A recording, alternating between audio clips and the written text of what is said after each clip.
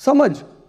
और समझ एक ऐसी चीज है जो किसी किताब में नहीं, कहीं पढ़ाई नहीं जाती।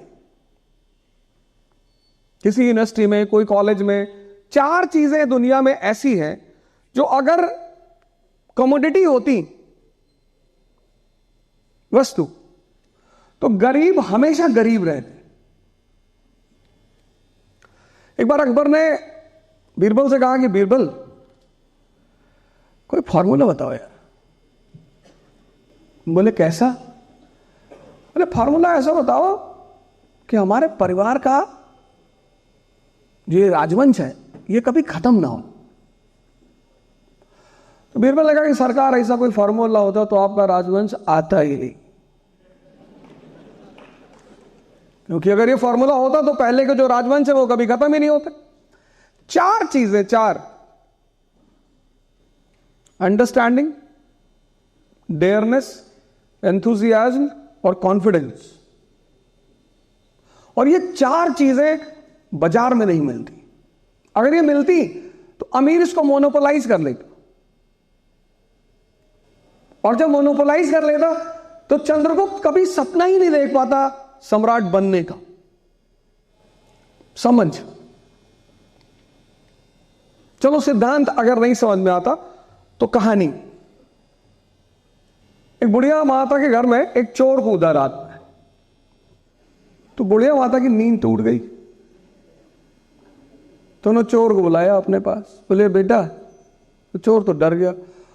तो बुढ़िया माता ने कहा बेटा डरने की कोई जरूरत नहीं है, मेरी बहू से मेरा झगड़ा है और मैं तुम्हें बता दूंगी कि इस घर में कहां कहां पैसा रखा है, कहां गहना रखा है, कहां धन रखा। मैं चाहती हूं कि मेरी बहू बर्बाद हो जाए। चोर तो बड़ा खुश हो गया कि यार उतरते ही प्री निकल गया, ये तो पहला अटेम्प्ट दी है, प्री क्वालीफाई कर गए। निकल जाता है प्री कभी कभी। अब देखो जिसके कॉन्सेप्ट नहीं क्लियर है ना, उनका मेंस फंसेगा। चोर तो बैठ गया माता जी के पास। माता जी बोली कि देखो बेटा मैं तुझे सब बता दूंगी, उस खिड़की में क्या है, वहां क्या है, उस बॉक्स के नीचे क्या, लेकिन तुझे मेरी कहानी सुननी पड़ेगी। चोर लगा माता जी सुनाओ। तो बुढ़िया माता ने कहानी सुनाना शुरू किया। कहा कि बेटा एक बार मैं राजस्थान गई, राजस्थान के मरुस्थल में मैं घूम रही थी और घूमते घूमते मैं मरुस्थल में खो गई। और जब खो गई तो चील के एक झुंड ने मेरे ऊपर हमला कर दिया, और जब उसने हमला किया तो मैं चिल्लाई पंकज पंकज पंकज। तो बुढ़िया माता के बेटे का नाम था पंकज। निकल आया, उसने चोर को देखा, बहुत मार मारा। तो तुक्के में प्री अगर निकल भी जाए तो बेस में अगर कॉन्सेप्चुअल क्लियरिटी नहीं है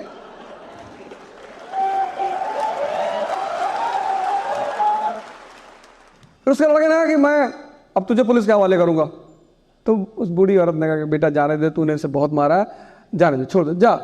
उसने कहा नहीं नहीं भाई साहब, आप हमको पुलिस के हवाले करो भाई साहब, मैं सजा भुगतना चाहता हूं।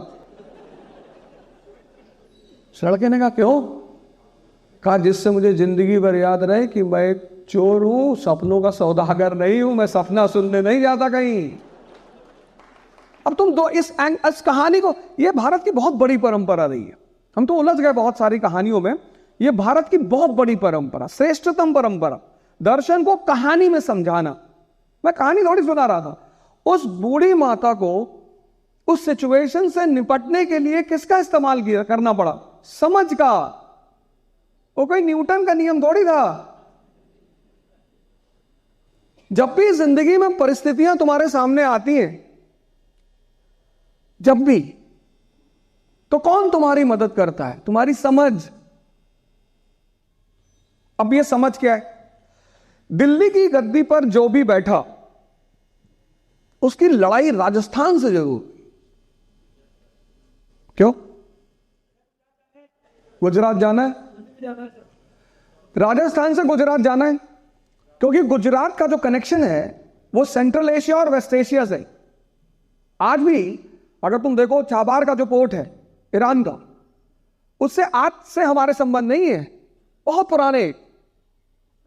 बसरा इराक का पोर्ट है। बसरा, छाबार, ग्वादर और लोथल, ये 4 नाम सुने। बसरा कहां है? इराक में। छाबार कहां है? ईरान में। ग्वादर कहां है? पाकिस्तान में। और लोथल गुजरात में। ये 4 पोर्ट पूरी दुनिया की इकोनॉमी संभालते थे, संभालते हैं और संभालते रहेंगे। पूरा वेस्ट और ईस्ट का ट्रेड इन 4 पोर्टों पे डिपेंड करता है, पूरा। तो जिसको भी इस ट्रेड पे कब्जा करना है, 2 रास्ते हैं उसके पास।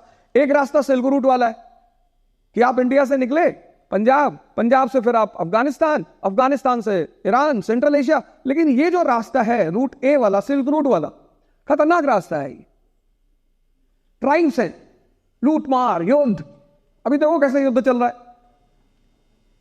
तो एक दूसरा रास्ता निकालना था, मैरीटाइम, समंदर के रास्ते से। तो गुजरात पर कब्जा करना ही था। तो दिल्ली को गुजरात पर कब्जा करना है। अब दिल्ली और गुजरात के बीच में है राजस्थान, तो लड़ाई होगी। क्योंकि जिनको शौक है लड़ना, ऐसे पढ़ाई आपका अगर शौक बन जाए तो ये कंपटीशन आपके लिए माइनस हो जाएगा। तो किताबें क्या करती हैं? किताबें तुम्हारे दिमाग को जिंदा करती हैं, जिससे कि तुम्हारी सोचने और समझने की क्षमता बढ़ जाए। This is the only role of education. इसके अलावा एजुकेशन का कोई रोल नहीं है। अगर एजुकेशन दुनिया में महान बनाता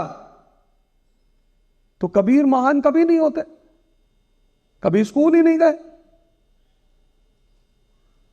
कबीर का नाम तो सुना है ना, कभी स्कूल नहीं गए। अकबर कभी स्कूल ही नहीं गया। अब तो खैर बोलने से कोई फायदा नहीं, सिलेबस से हट गए हैं।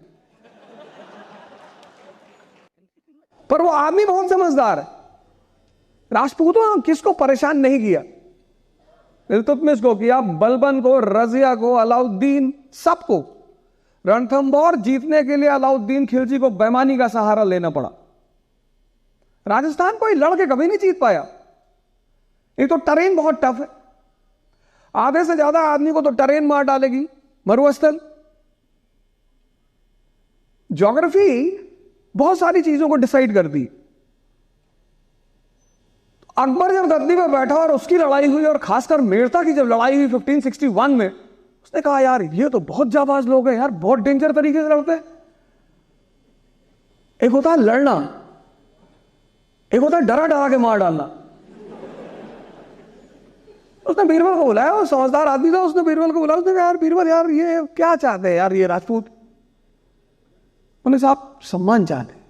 हाँ बोला दे दो। सम्मान कोई कमोडिटी थोड़ी है, बोरे में भर के दे दो। पापा कहना, पापा कहो इनको।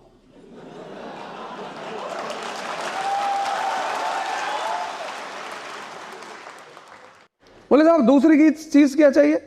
बोले दूसरी चीज इनको चाहिए, इनको लड़ाई करना है साहब, युद्ध इनका शौक है साहब। अरे बोला बहुत अच्छा है यार, अफगानिस्तान में पोस्टिंग करो इनकी। तो मान सिंह की पोस्टिंग हुई गवर्नर ऑफ काबुल। अब एक तरफ अफगानी, उसको भी लड़ने का शौक है, उसका भी टेरेन बहुत खतरनाक है, और एक तरफ राजपूत, इनको भी लड़ने का शौक है, और दोनों लड़ रहे हैं। और अकबर